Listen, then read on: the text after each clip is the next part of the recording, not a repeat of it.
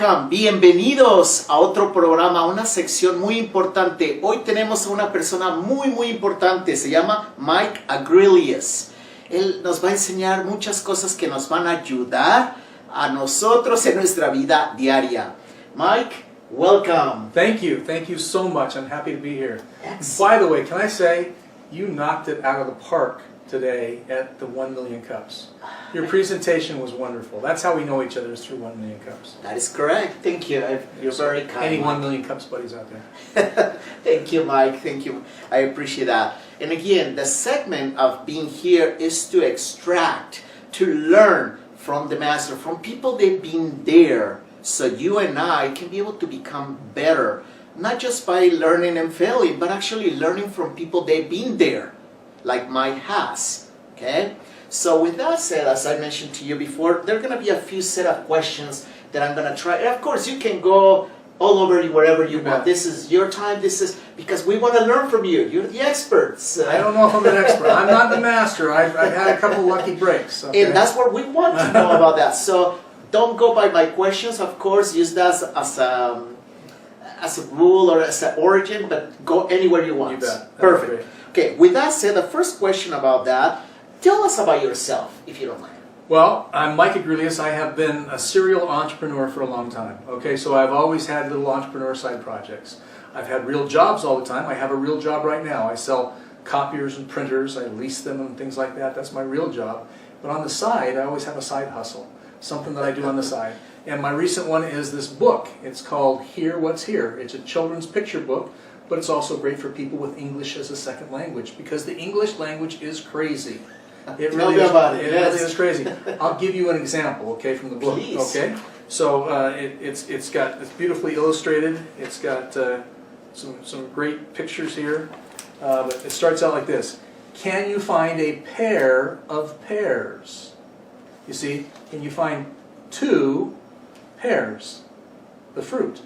But it sounded the same. It sounds exactly the same. It's spelled different and has a different meaning in English. I know. Can you find a pair of pears? Do you see the sea?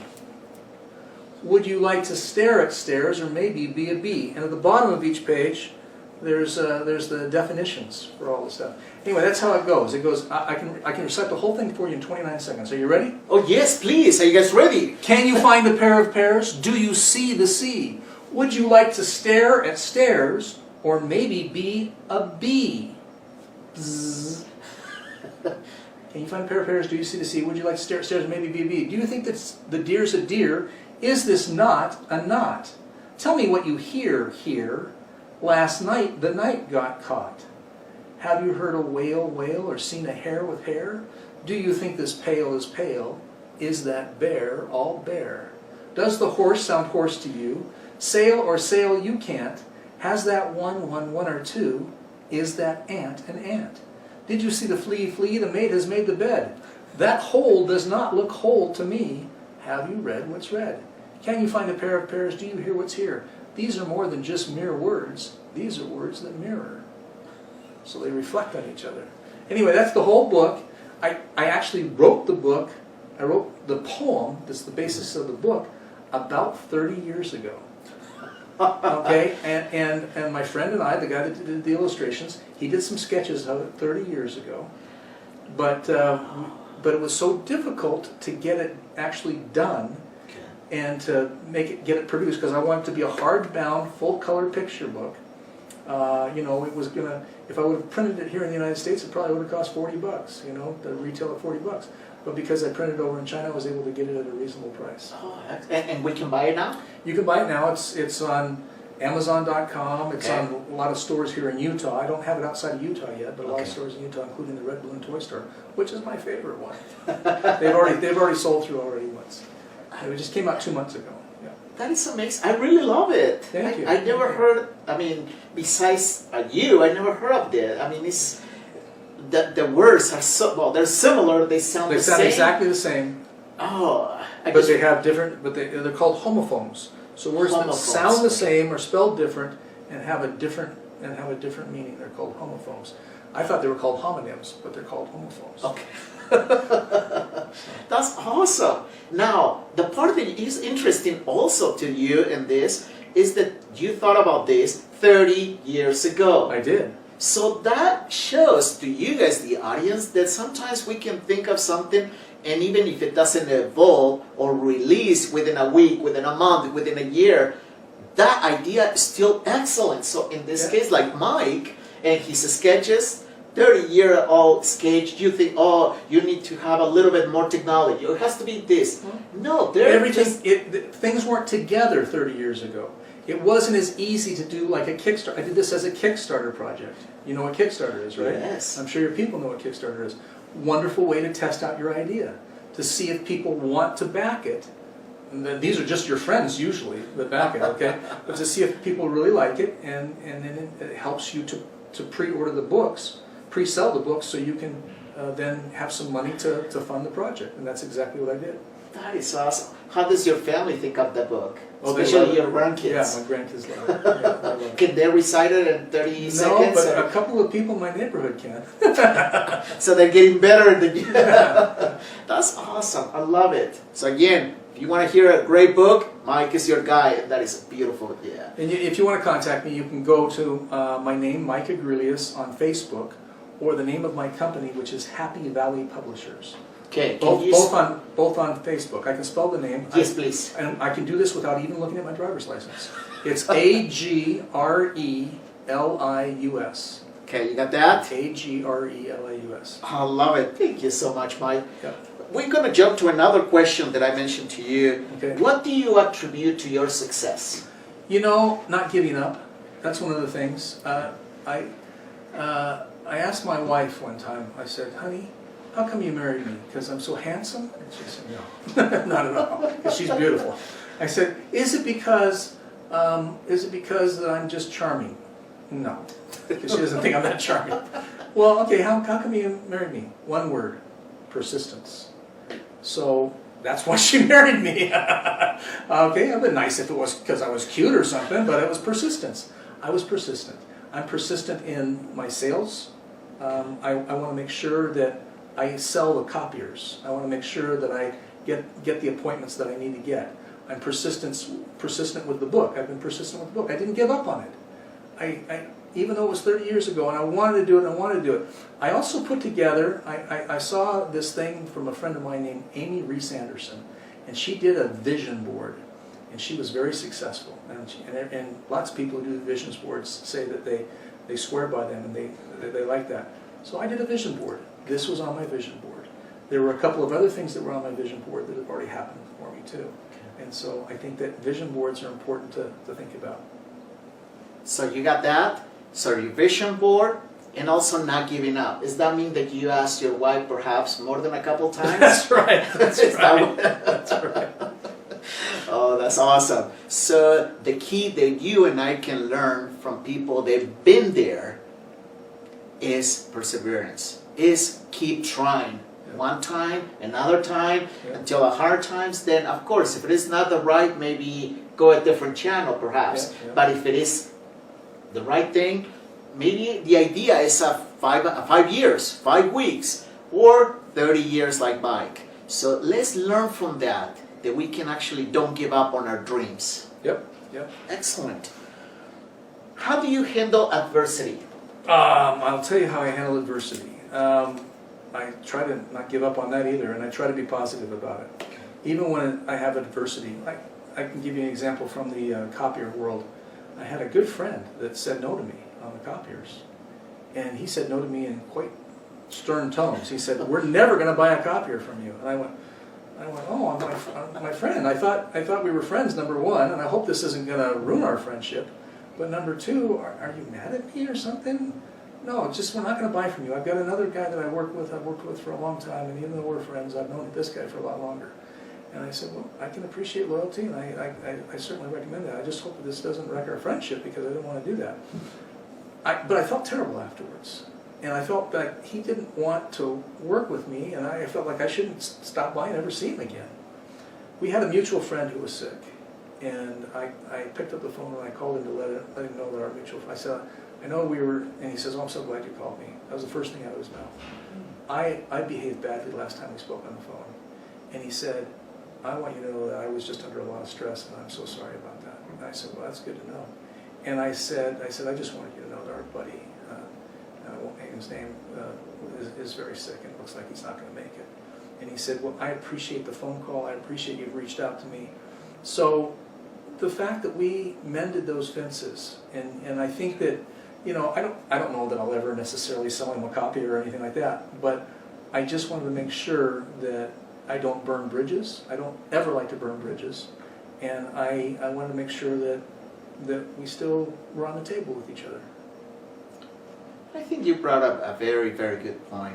One thing is business, another thing is personal and the way that you are. And I think that's what says a lot about you, and you described that very, just in a perfect way. We need to be, you don't want to burn bridges. You want, because you never know. Things come around, or not just even if that, I think that's an internal peace, knowing that you can go anywhere. Sometimes it happens that people say, hey, you're down. It's like, oh, and I'm like, yes. Do I know you're in a good scenario? Did I do something bad? It's like, so I would love to continue working on myself, that any time that I can say, they say, hey, I recognize that person. Is it a good thing or bad thing? So I love that. So I'm going to do that. If you guys can learn from Mike in this sense, I'm going to do that. I'm going to try to never burn bridges. The professional and the personal is very different, but no matter what, if you sell a copy... Even professional. I don't want to burn bridges professionally either. You know, I don't want to burn bridges at all. I mean, you never know. Mike, you're just amazing. And guys, this is what we need to do. We need to learn from people that have been there, that we can become better on a daily basis. And you just heard a few techniques, tools, experiences from Mike that we can actually apply in our lives. Thank you, man. Let me tell you one more, okay? Please. One more is this game. I did this game right after 9/11. Okay, it's a cute little game. I used to be the director of Game Inventors of America. I've done 8 different board games and card games over the years. Okay, my first one was just for the Utah region and the LDS community. It was called Count Your Blessings. It was 40 years ago this year that I did it, okay? 1979 is when it came out, okay? And it did very well. I did other games over the years. And after 9/11, you know, the whole country was just feeling sorry for itself, you know, and feeling like we literally were attacked. And so I didn't know what to do. I was a game inventor, so I came up with this game that's called Made in the USA, to honor the first responders and to honor those in the military and our veterans. Okay, that's what I came up with, and so I did that, and it's a cute little card game, but it didn't work out so good. You know, on the shelf it looks kind of like that. I needed a thing that would go like this, so it would look, you know, better, and I haven't created that yet. I mean, I've sold 5,000 or 6,000 of them was all. But it's not the big hit that I hoped it would be. I was hoping Walmart would pick it up or somebody like that, because it's very Americana and things of that nature. It does well at Thanksgiving and not Thanksgiving, at 4th of July and for Christmas as a stocking stuffer. But I made a mistake. Okay, I didn't put the artwork. I didn't put enough into the packaging of it. So I had to create something else that would show what it does and the rules in brief on it and stuff like that. So anyway, that was kind of the failure I did.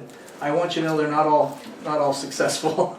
So what did you learn with that failure, if you want to call it? A lot of times failures we call things that happen probably during that moment. We're feeling sad or we're feeling bad. It's like, hey, why me? That kind of stuff. But we can learn from that. Is that right? Absolutely, absolutely. What you learn is you have to tinker around with what you should have done the first time, see if you can salvage it at all. What I did do was I made this, I laminated this sheet, and I gave it to the stores, and so the stores would use it to promote the game that way. Okay. And so that helped it out a little bit. So this is not a game that we can buy now? You can buy it now, yeah. It's available. You can contact it again on Facebook. On Facebook, the name of my game company is The Incredible Game Company on Facebook. The Incredible Game Company.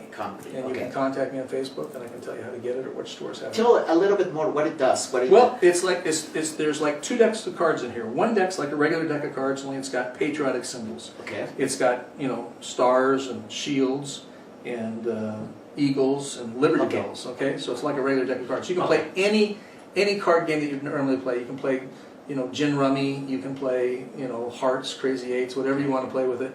And then the other deck has these unique cards, which are called Changes the Wind cards. And when you add those Change the Wind cards and the event cards to this, then you can play this game that's kind of a cross between cards and dominoes. And so you're trying to unite America, connect America together. That's the idea behind it. So it's kind of fun. Well, we want to one of those. I know the 4th of July is we just had it, but 9 more months and I'm sure we're going to do that. But if you have somebody who is in the military, it's a great stocking stuffer for somebody who's in the military or a first responder, fireman, or policeman. You hear that? It's a good game for that too. Awesome. So we know where we're going to go. I had a question. I know that before we spoke a few weeks, you said that you self-published this book. Yes. Tell us about it. No worries. Yeah. How do you go? All the good and bad. No worries. Yes, I'd be happy to tell you about that. And that's the great thing about the era that we live in right now. Okay, the times that we live in. There is such a thing as Kickstarter right now. You can test things out on Kickstarter. If it works and you get funded, then you can go forward with the project. And it gives you the money to go ahead and do it.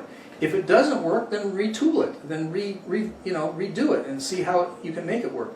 So the way I did this is a self-published operation, and the name of my publishing company is Happy Valley Publishers. Okay, I've been doing Happy Valley Publishers for a long time. When you say self-published, it doesn't just mean that Mike did it by himself. You can call it an entity if you want to. Okay, I see. Okay, because I think it's more important to call it an entity than just Mike. Okay. I don't want it to just be Mike Agrelius did it. I want the name of my company, which is registered with the state of Utah, which is Happy Valley Publishers. Happy Valley Publishers needs to be the entity that's publishing it. Okay. Okay, but it's still self-published basically because I own Happy Valley Publishers. Okay. And so that entity is what it says on the back of the book is Happy Valley Publishers. Okay. Okay. And so that's the entity, and through it's still a small press. It's still a self-published book basically. So you go through different channels when you go to somebody like Barnes and Noble or somebody like that. So They never they don't pick up the book. There's a million probably books ideas but in this case you were able to do that. I thought I was able to do it. I was in the Barnes and Noble system. This is an interesting story. This is another bit of adversity. Please. Okay?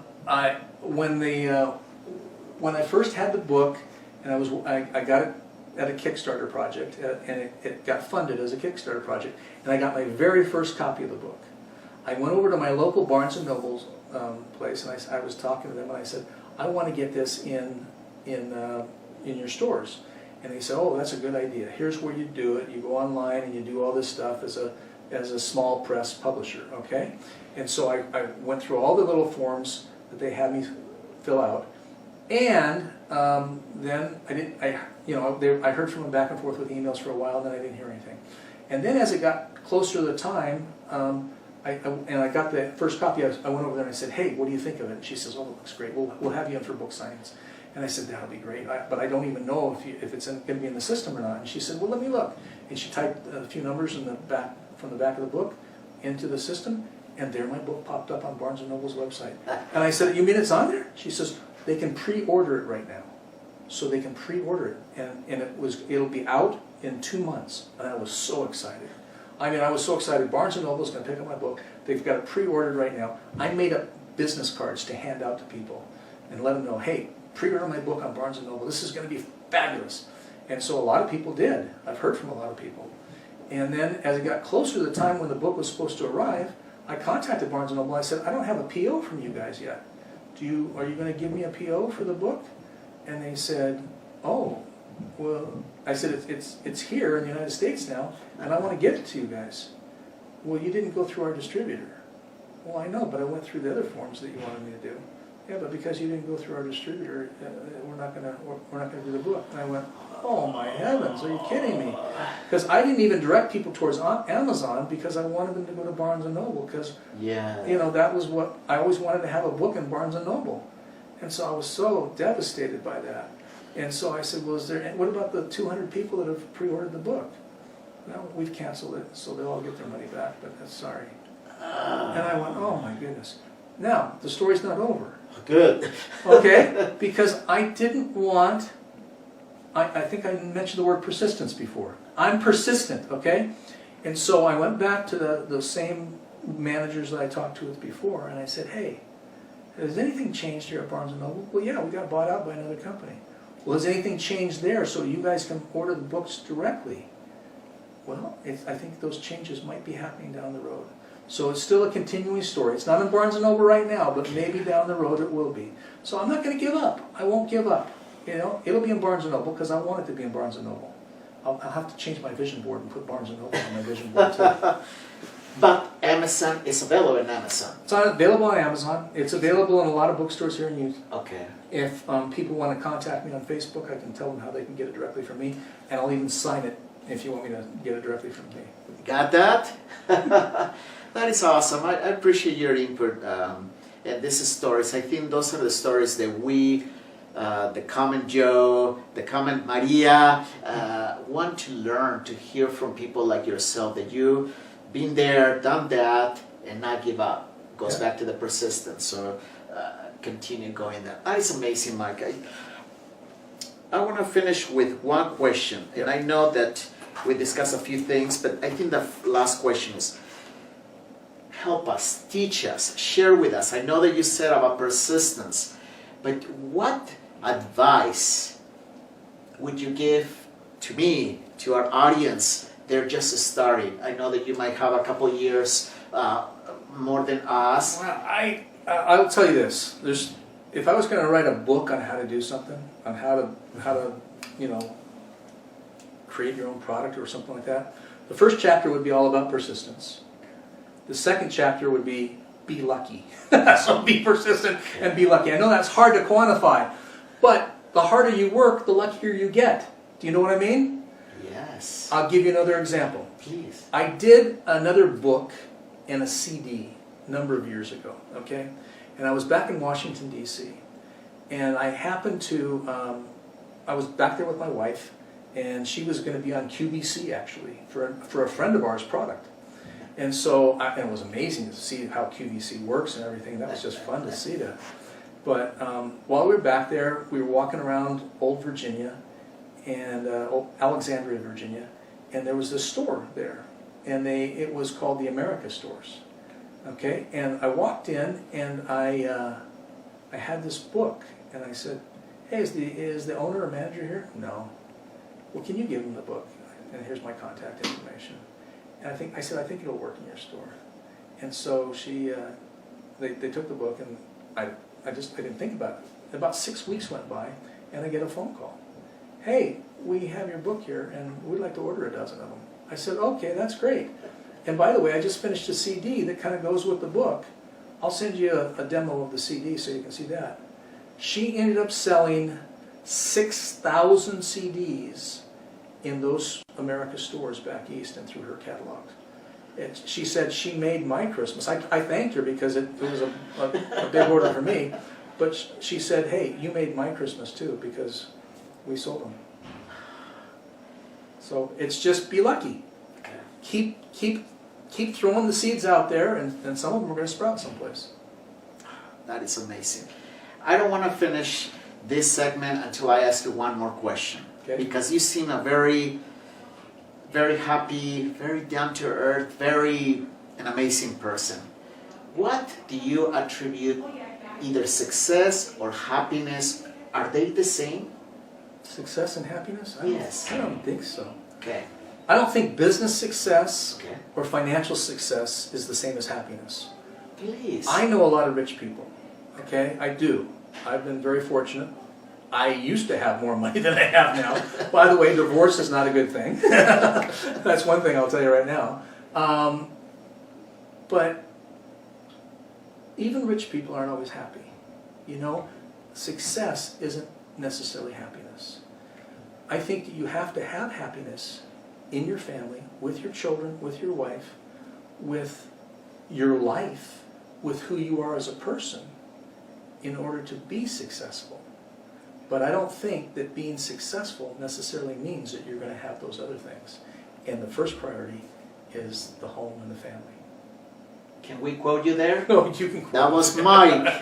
And I'm going to say your last name again. Mike Agrelius. Agrelius. So that was the best quote. And you guys better write that down because I think that is so true. And thank you, Mike, for being with us. I think those instruments, those tools, those experiences that you have had, I hope that you and I, all the audience, can learn from Mike because we need to be better. And I think those things that Mike has shared with us from his book, his game, his life, that we can put in our lives so we can become not just successful but happy in this life. Thank you. Muchas gracias. Si les gusta este video, compártanlo en el Facebook, en Live, YouTube, and everything. Mike, again, thank you very much. Thank you very much.